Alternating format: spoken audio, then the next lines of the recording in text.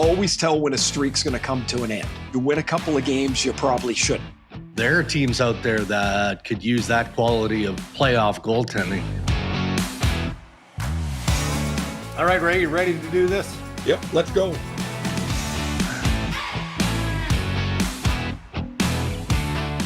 Yeah, powered by Red Media in partnership with TSN. It is season 7 of the Ray and Dregs Hockey Podcast. And this is a special NHL trade deadline edition presented by our title sponsor, Tim Hortons. The Tim's NHL Hockey Challenge is back in the Tim Hortons app. You have a chance to win daily and monthly prizes for picking players who you think are going to score. Plus, there's a chance to win the new Hyundai Tucson as part of our grand prize end of the year. Canadians can also try and pick a 7-day streak. Try and keep that alive. If you do, you win free coffee or a tea for a week. Check out Tim Hortons and all of their contest options, timhortons.ca, for a full list of prizes. Hello, Ray. I know you were in studio today as you join us live on this special edition. But again, it's the wallpaper for anyone tuning in. And the wallpaper tells me you're now in Boston, correct? We were studio in Bristol, jumped in a car, drove up here, and the wallpaper has not changed. Players change teams. Wallpaper does not change. So, back in. I got Caps in Boston tomorrow. Will be really interesting to see what the Caps are like, Dregs, because it felt like they got punched in the nose today. And a lot of the guys talked pretty emotionally about what John Carlson meant to them.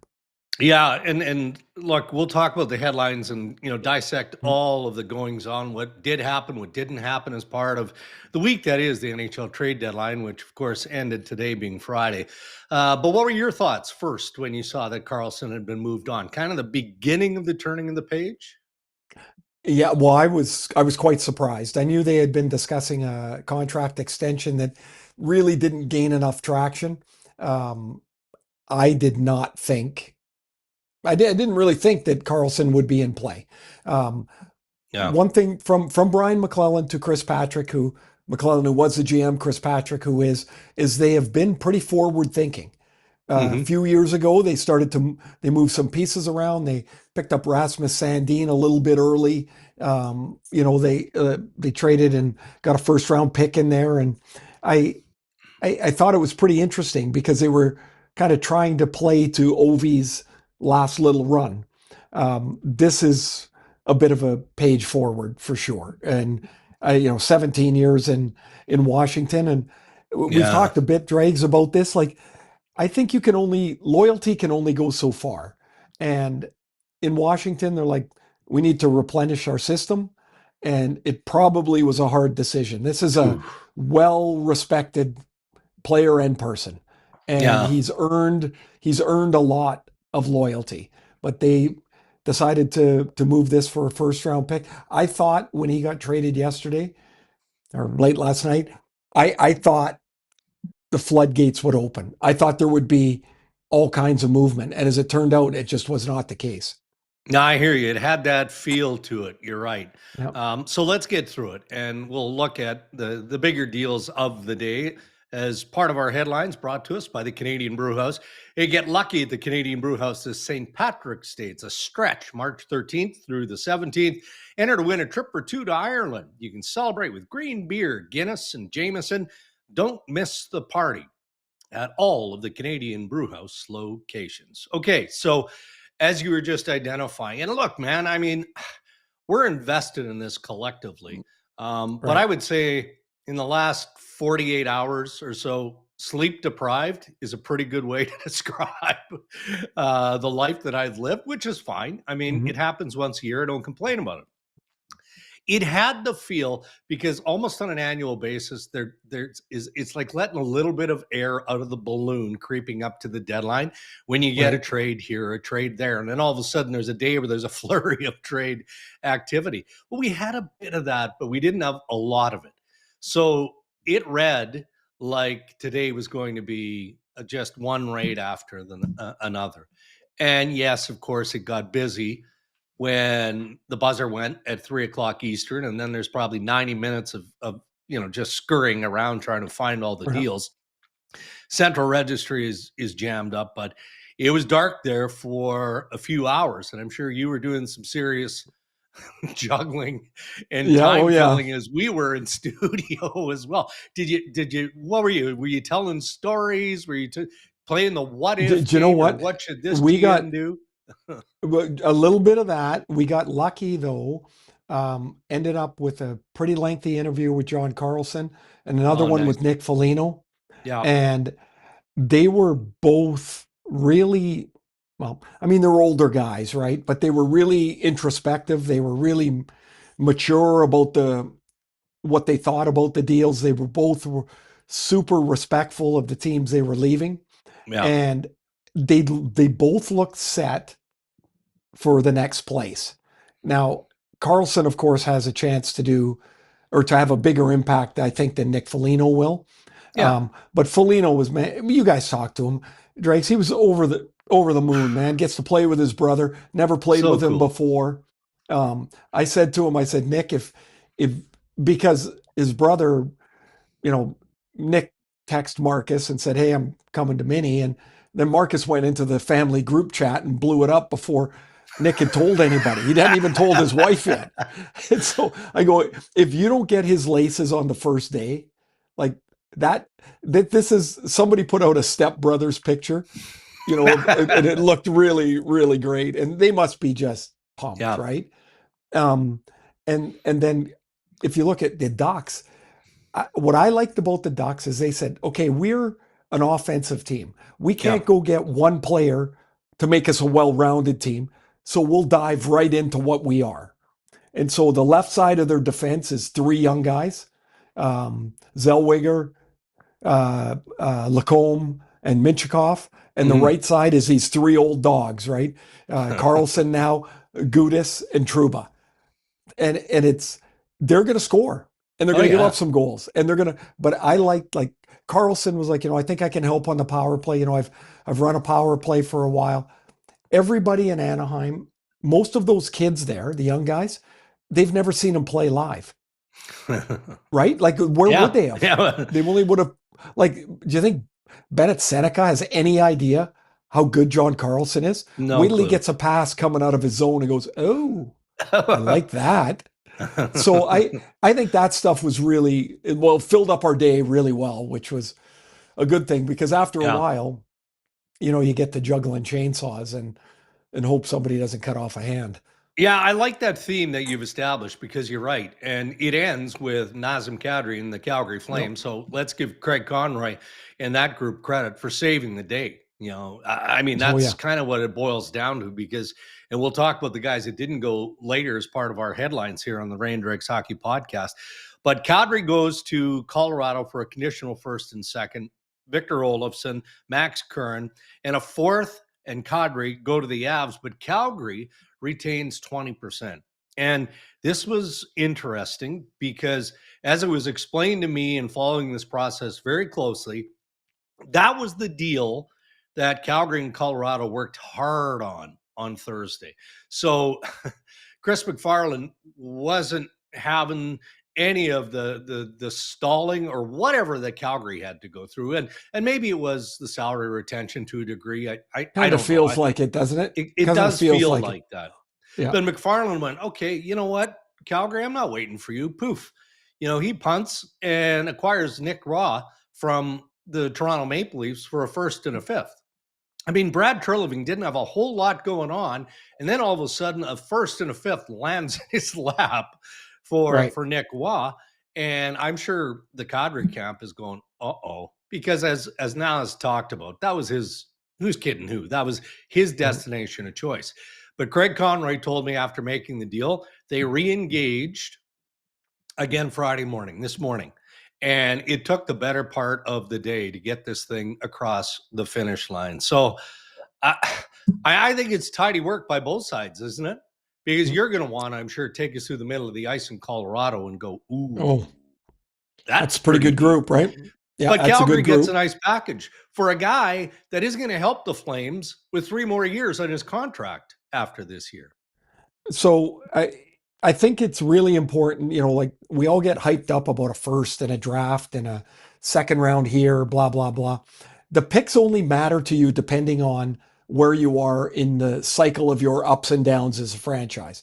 Colorado clearly is in a win mode. The picks, they do matter, but they don't. Those are out in 27 and 28. And if they don't win between now and then, they're going to have to figure out a new path. But in the meantime, they're good making those trades. So you're looking at a center ice position of McKinnon, Nelson, Kadri, Waugh. As good as anybody in the league. Yep. Up the middle of the ice. One of the things I think Kadri will help with, inexplicably, Colorado's power play is 32nd. I don't get it. I don't know how that can be. It seems like it's a misprint every time I read it. Kadri's a really good bumper player. I know he's been playing out on the elbow out in Calgary, but when he's in the bumper, he's smart. He can dish the puck. He can shoot it from there. I think he makes a real impact in that position. But for Calgary, they move Weegar to Utah. They get 3 second-round picks. Yeah. They move Kadri here. They get a first and what was it, Dregs? A first and a fourth? Conditional second. And a conditional second, right? So out of 2 trades, they got a first and 4 seconds. Like, this is how Calgary is going to rebuild. They've got the new building coming. You start heading towards, the point of the arrow being at the new building. Yeah. And so I thought Conroy did a great job. I really did. But here's one other thing I thought today, is when you start comparing what one team did versus what another team did, Calgary did better than that team. I hear you. Calgary had different players to trade. If you're, I don't know, pick a different team, you don't have Nazem Kadri. So you're not getting that return. Like I saw somebody wrote, when Calgary bought low on Ryan Strome. Bought low. He's played 10 games this year. He's got another year at $6 million on his contract. They need to be at the cap floor, and they need players. Mm-hmm. Right? So and good for Ryan Strome, because he's going to get a chance to continue his career. Maybe you can continue to play past the end of your contract. But it's so complicated I don't think the comparables of what one team does versus another, because each team has different assets to play with. Yeah. Interesting too. I mean, there was a crowd around Zach Whitecloud, as you would expect. A big crowd. Conroy said that he had amazing offers for Zach Whitecloud.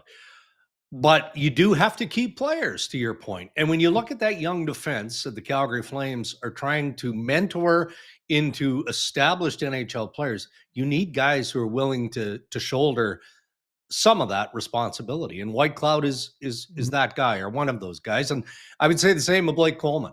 The offers weren't as good to move Coleman. Again, there was plenty of interest, but nothing that really made Conroy and company pause. So now you move forward, don't you? If you're Calgary and you go, okay, well, we've got this collection of pieces. Let's see what happens in the summer. Let's see what conversations are stirred up on the draft floor, around the draft. Maybe they flip some of those assets. It is interesting because the deadline's over, and for 25-26, that's it, right? This is your team. That's the way it goes. But it's not like the GMs stop talking to each other. No. And so the next pressure point is the draft, the week coming up to the draft, and then it's free agency. And so a deal that didn't go today maybe becomes one that's revisited in a few months. Some of the veteran guys that didn't get traded, maybe if they had better years, they would have got traded. Because if you look at some of these veteran guys that didn't go, they're not having particularly great years. And then you start getting into the question, is age catching up to them? Right. Can they be as effective as they were a couple years ago? And that becomes another question mark box that has to be ticked. You want to go there? I mean, we could talk. I mean, there's lots of areas we're going to touch here in the headlines brought to us by the Canadian Brewhouse, but you're not wrong. And I don't know who you're talking specifically about. You can identify. Well, you brought up Coleman. Yeah. If Coleman was having a robust year, I think there becomes an offer that they probably can't walk away from. Yeah, fair. Yeah. But it's just been an okay by the standard that you think of Blake Coleman as. Right. I thought early in the year, before many games had been played, I thought Evander Kane would get traded at the deadline. He hasn't played well enough. So he hasn't made anyone think, hey, yeah, that guy can play for us in the playoffs. Yeah. And so he doesn't go. Chris Drury with Vinny Trocheck. Maybe if Trocheck had a better year, maybe they would have gotten an offer that Chris Drury could have been comfortable with. Because now you write that letter and, Trocheck's talking to his kids about getting traded, and now he's going to finish a year in New York. And that's a tough one. Okay, so then let's go down the list. And I'm not lumping them all in the same category, but so much speculation. Man, did we chew on Robert Thomas and the St. Louis Blues over the last several days? So, and in fairness to Doug Armstrong, why would you trade a guy who's 26? He's in year 3 of an 8-year contract extension. It looks like an affordable deal moving forward. He doesn't get the return that he needs, so he stays. Colton Parayko is put on a timeline by the Buffalo Sabres. He goes, nah, that's not enough time. He does not waive. So that deal gets scuttled between St. Louis and Buffalo. He stays in St. Louis. Ryan O'Reilly, speculation out of Nashville. He stays in Nashville. Stamkos, a little bit of speculation, but it always felt like if that was going to come down, it'd be more of a summer deal. Bobrovsky, Binnington's, are you surprised at all that the added collection of names that I've just thrown at you remain with their clubs and will at least until the end of the year? I don't know about nothing really. Put it this way. I was going to say nothing surprises me. John Carlson's trade surprised me this year at the deadline. But the guys not getting traded, it doesn't surprise me because there feels like the pressure to complete the deal becomes really restrictive. Yeah. Except that's the only way really deals get done is time becomes restricted and then somebody says, screw it, that's my deal. And the other team goes, got it, I'm in. Clearly that didn't happen with those guys. Thomas in particular feels like that's if St. Louis is trading a 26-year-old center, they're really looking forward. Right. And so that means to me that was going to be a summer deal.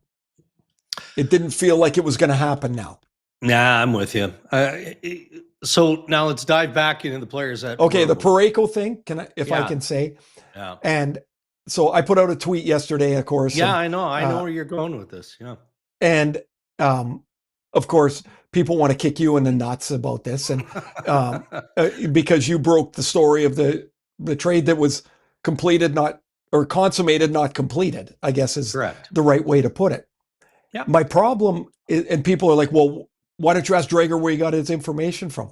That's got nothing to do with me, and nobody is going to reveal where they got information from.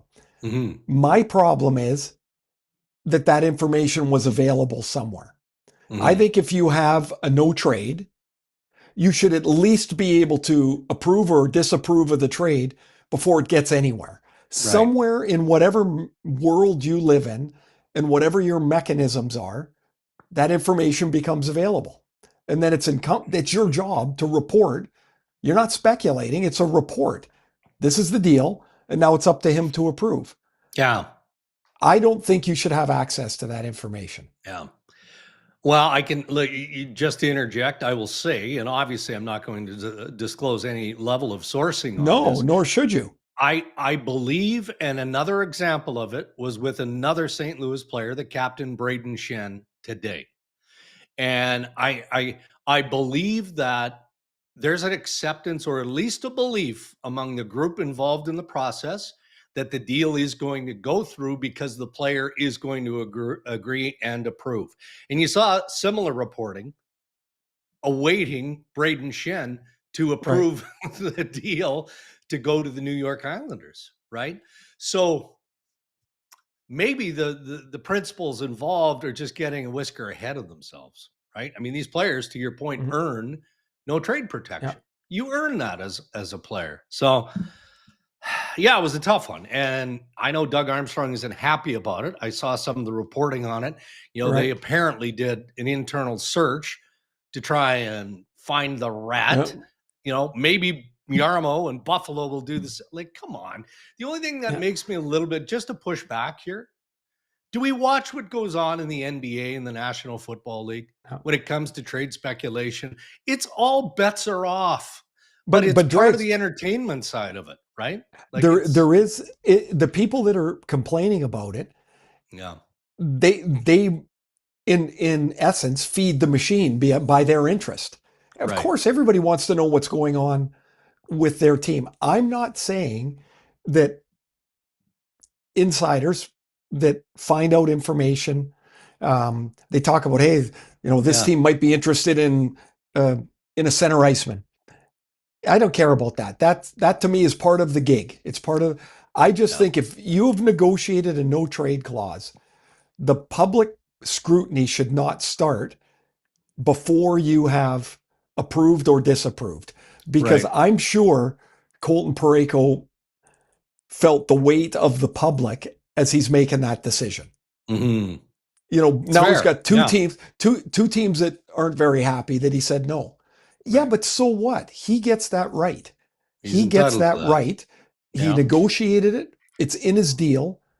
And everybody's got to abide by. Maybe the problem is managers decided at some point, maybe you'll know it, was it 10 years ago, that they had to start throwing around no trades like frickin' candy. Like that to me is lunacy. Yeah. How does, and again, good for Colton Parayko having a no trade. How does Colton Parayko have a full no move clause and John Carlson, who's been 17 years in Washington, have 10 teams? Yeah. Like, how does that even happen? I mean, everything's negotiated individually, but that no trade stuff, I think that they've lost control of it. And there's players with protection that shouldn't have it. Fair enough. The Toronto Maple Leafs, obviously in sell mode, right? They didn't maybe cut as deep as they were hoping or expecting, but I say that and I'm going to defend their process around Oliver Ekman-Larsson. Year 2 of a 4-year deal, an affordable defenseman, their best defenseman. So Brad Treliving isn't pushing him out the door. He used him similarly to the way St. Louis used some of their players as significant trade bait. We need the rate of return coming back, otherwise he's not getting moved. So he doesn't get traded. But Bobby McMann goes to Seattle, a couple of draft picks, 2nd and a 4th. Scott Laughton to Los Angeles for a conditional 3rd that can become a 2nd. And then obviously the Nic Roy trade that fell in his lap, compliments of Chris McFarland and the Colorado Avalanche. So you have a fair collection of draft picks there, and the cupboard was pretty bare from a Maple Leafs perspective. But what's the message now? Because Treliving seemed down during his media availability, and then I listened to him on a radio show as I was driving home. He seemed down there too. I mean, nobody likes, having to dismantle what you were hoping was building towards being a Stanley Cup champion team. But what would your message be based on what you saw from the Maple Leafs in all of this to not only the fan base, but maybe to the captain and to the leaders of this team who are under contract are now looking forward? I mean, are they going to add pieces in the summer, or is this more of a, I don't know, using our word, retool, renovate, call it whatever you will? Well, no player ever said, "Oh, isn't that great? We got a 1st-round draft pick," because nobody cares. They're just looking at what is in my dressing room today and who's going to be there tomorrow, and does that make us any better? And you tell me, like, if you're Blake Coleman, for example, and we talked about Calgary earlier, they picked up a 1st and 4 seconds today. Yeah. Do you think Blake Coleman cares about that? No. Yeah. He doesn't, because it doesn't impact him. It doesn't help him at all. What do you say? The messaging, we're trying to put assets in our future cupboard because we don't have any, if that's what the Leafs are. Now there's going to have to be discussions going forward. What does Matthews have? 2 years left? 2 years. Yeah. Well, Who do you think is going to be a free agent available this summer? There's not Yeah. many. Do you have enough draft picks that you could trade and acquire impactful players in that 2-year window for Matthews? Probably not. Like there, I can see why Brad Treliving is down. Anybody that's in the position of acquiring draft picks is not going to be thrilled. That means No. the season's gone poorly. That means today is what it is. And I'm looking forward to try and rebuild something that's gone wrong. It's Billy Guerin, we had him on today too, which, by the way, if Billy ever is not managing and he needs something to do, he should get in the TV. Always. He's tremendous. So we were talking about how prior to him coming on, that Bobby Brink and Matt Boldy played well together. They played together in the U.S. program. And so Butcher Gross brought that up. And I said, well, I'd play with Bobby Brink or with Matt Boldy and be pretty good. Like, I think Boldy's awesome. Guerin starts the interview. It gets to my question. And he goes, we wouldn't put you with Boldy. There's no chance he would want that. And I was like, just answer the bloody question. Right? But he mentioned about, like, as you're accumulating players, and each time there's a moment when you pretty clearly can go for it, and there's a moment when you don't. Yeah. And for the Leafs, the moment is not now. Yeah. It's not. It can't be. And if you're any of those teams in the bottom 7 or 8 in the league, it's not now. Yeah. And you collect picks, and you hope you draft well, and you hope in a few years that you're in a different position. It's been 9 years in Detroit. And, Stevie Yzerman adds Justin Falk today. But he's not. Yeah, but he's not parting with draft picks like crazy. No. Right? No. He's like, we got a chance to make ourselves a better team and try and solidify a playoff spot. That's step one. It's been 9 years. Buffalo's a decade and a half. Like, this is not an easy thing. No. Well, and it's a perfect segue to the Montreal Canadiens, because I think that you've painted the picture of the conversations that Ken Hughes and Jeff Gorton and hockey operations would have there. They're a good story. They're a playoff-worthy team in Montreal, but they didn't do anything on deadline day or leading up to the deadline. That wasn't through a lack of effort. They tried to add pieces, but they're also keenly aware of the fact that their window is just opening, right? That's fair. Now, he did tease, which it's a bit greasy by the general manager. Oh, I was working on something. We had the framework of a much bigger deal that just didn't come to fruition. Okay, well, now nosy snoops like me, you're going to find out what was that deal. And right. Was there a player with a no move clause that wouldn't waive to go to? No, I'm kidding, of course. But I understand the approach by Ken Hughes, right? You participate in all those conversations. Of course, you want to make your team better. You want to upgrade in every position, with the playoffs looming. But to your point, you have to be aware of where you're at in that window and not jump too early. They're in a place that the city is excited. They're clearly an exciting up-and-coming team. You can see where they probably can or should add. Like, it's pretty clear. But you can also see, wow, they've got some really, really amazing young talent. If they're going to add at this point, it's only on their terms. Mm-hmm. Mm-hmm. And that's not always the case. Like, sometimes you get a point where, man, our window is closing or getting close to closing. I've got to make a deal that I might not like. Yeah. I might not love it, but I got to try right now because our window's closing. I would use the Oilers as an example. Yeah. They do not have the luxury, because of the place that they're in, 2 Stanley Cup finals in a row and, an uneven year. They can't wait and say, it didn't work. We'll try it after the playoffs. Yeah. They got to go and do the things that they did now and hope that this is enough.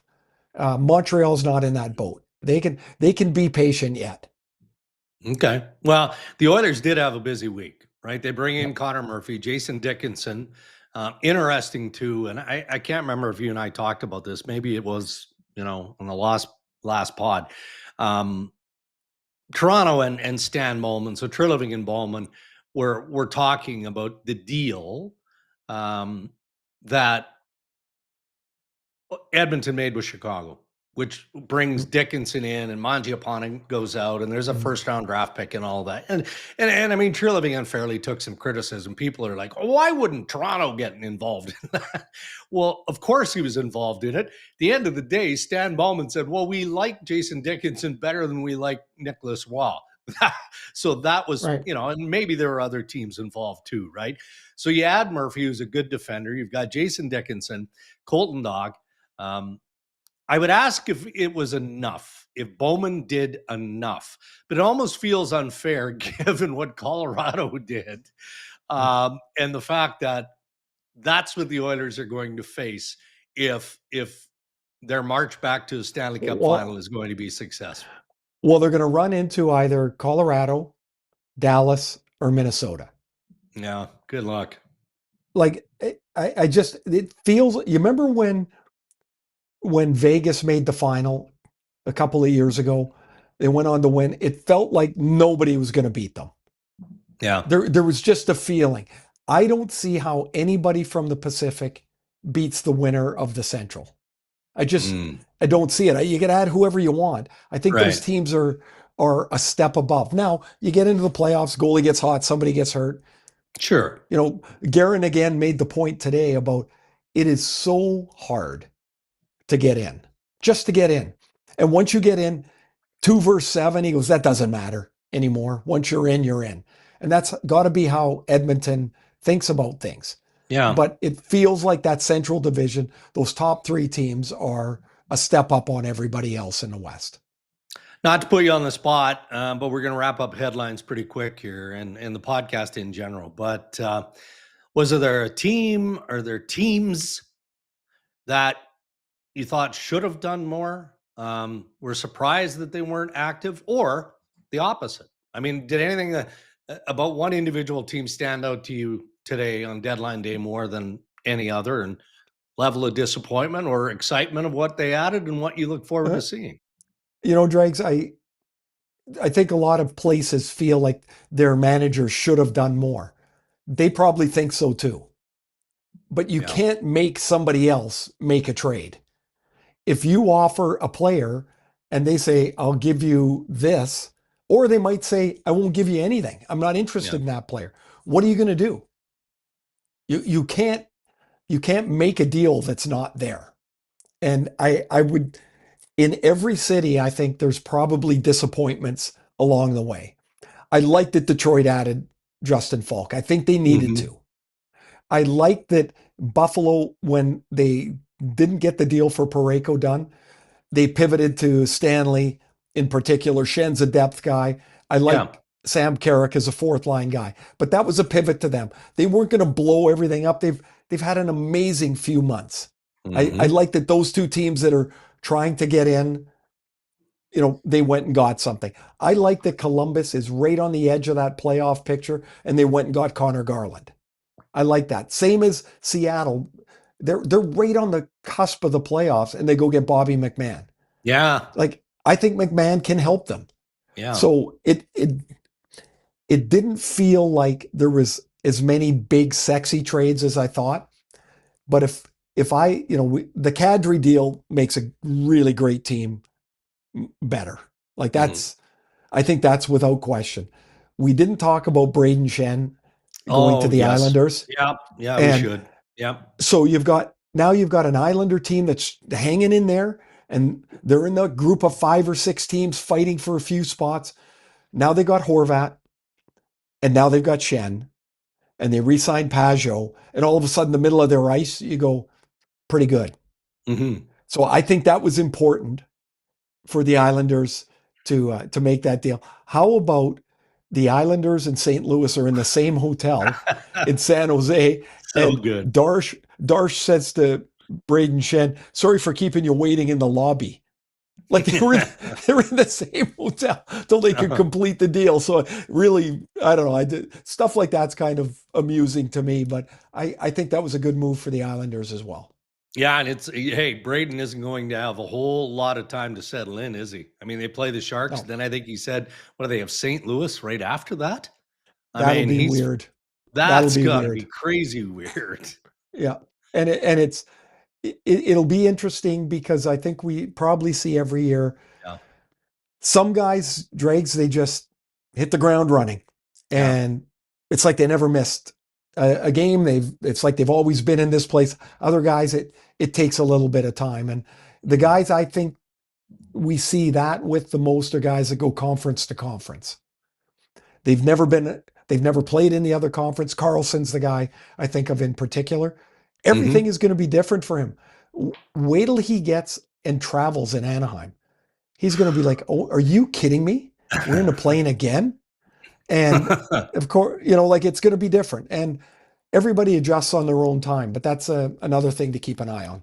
Yes. All right. Well, those are your headlines. Thank you to the Canadian Brewhouse. We will resume regular programming next week with the Ray and Dregs Hockey Podcast. At that point, of course, we'll have some fun with the Tim's Hockey Challenge. Been hot, and then I've been cold, but we're not going to talk about that now. We'll park it for a weekend. We'll let it breathe. We'll let it marinate a little bit, Ray, and then we'll reset at some point early next week. How's that?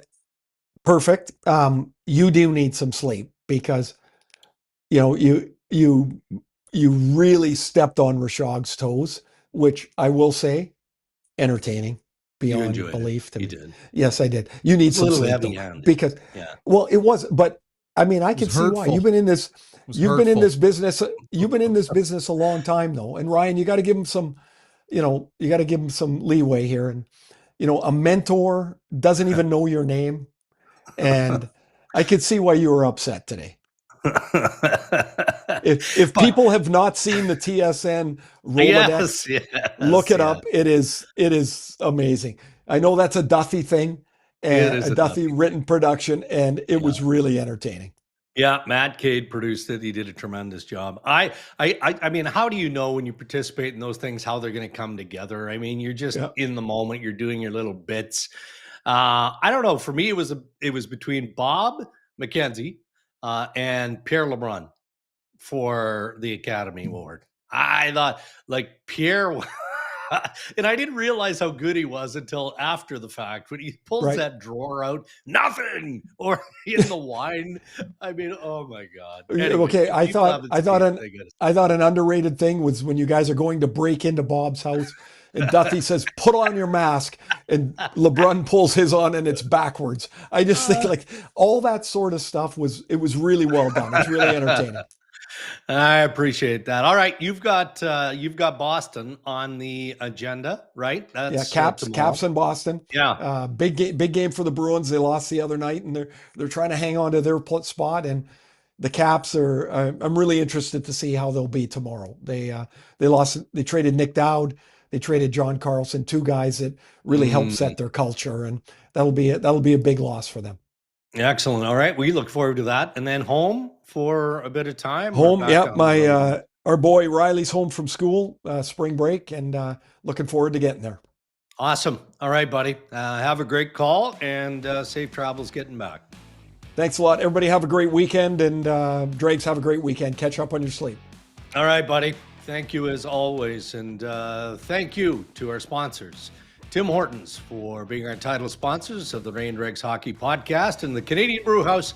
Thank you as well. This has been a special edition, a post edition of the NHL trade deadline. Till next time, stay safe, everybody.